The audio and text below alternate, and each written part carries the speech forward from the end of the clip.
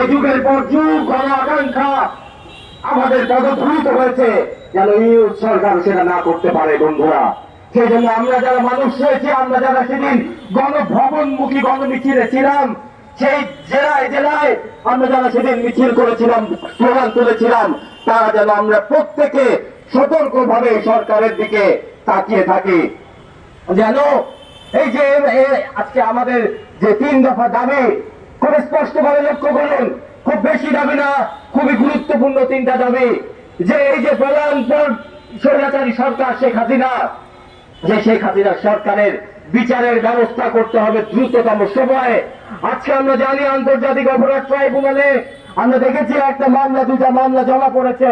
আমরা বলতে চাই দ্রুততম সময়ের মধ্যে সকল স্বৈরাচারের সহচরদের, স্বৈরাচারী সরকারের সাথে যারা যুক্ত ছিল, তাদের প্রত্যেককে দরকার হলে একাধিক ট্রাইব্যুনাল করে এদের বিচারের আওতায় নিয়ে আসা হোক। যারা দেশের বাইরে পালিয়ে গিয়েছে তাদেরকে দেশে ফেরানোর ব্যবস্থা করা হোক। কারণ আমরা স্পষ্টভাবে বুঝি, স্পষ্টভাবে এইখান থেকে বলে দিতে চাই যে আজকে যদি শেখ হাসিনা সরকারের ওই সকল মানুষ এখনো বাইরে বাইরে পালিয়ে থাকে, এখনো যদি তারা বিচারের আওতায় না আসে, তাহলে নিঃসন্দেহে এটার সাথে তাদেরকে আমরা স্পষ্টভাবে বলবো, নিঃসন্দেহে এই তাদেরকে পালিয়ে রাখার সাথে এই সরকারও যুক্ত থাকবে। এই সরকারও তাদের দোষর হয়ে থাকবে যদি না তারা দ্রুততম সময়ের মধ্যে এই সরকার এবং এই সরকারের গত সরকারের যারা সহচর তাদের বিচারের মুখী না করে। আমরা দেখেছি গত 15টা বছর ধরে 71 সালে যারা মুক্তিযুদ্ধ করেছিল তাদেরকে নিয়ে কিভাবে বিভ্রান্তি ছড়ানো হয়েছে।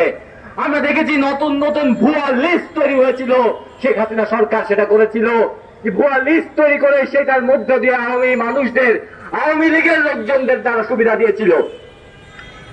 আজকে সামনের দিনে তাদের এই সকল কাজের মধ্য দিয়ে আমাদের মুক্তিযুদ্ধের মতো গুরুত্বপূর্ণ, আমাদের সাথে অঙ্গাঙ্গি ভাবে জড়িত যে বিষয়টি, সেইটাকে তারা পদধূলিত করে।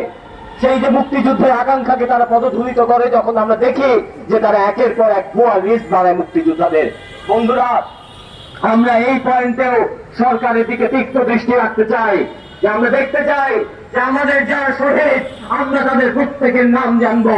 এই সরকারের দায়িত্ব, এই সরকার যেই ম্যান্ডেটের উপরে আজকে ক্ষমতা এসেছে, আজকে দায়িত্ব নিয়েছে, তাদের এটা দায়িত্ব দ্রুততম সময়ের মধ্যে আমাদের যেই সকল ভাই বোন বন্ধুরা অভিভাবকরা মারা গিয়েছে, শহীদ হয়েছে, তাদের প্রত্যেকের নাম প্রকাশ করতে হবে। যারা শহীদ হয়েছে তাদের পরিবারকে ক্ষতিপূরণের ব্যবস্থা করতে হবে। যারা আহত হয়েছে তাদের পুনর্বাসনের ব্যবস্থা করতে হবে।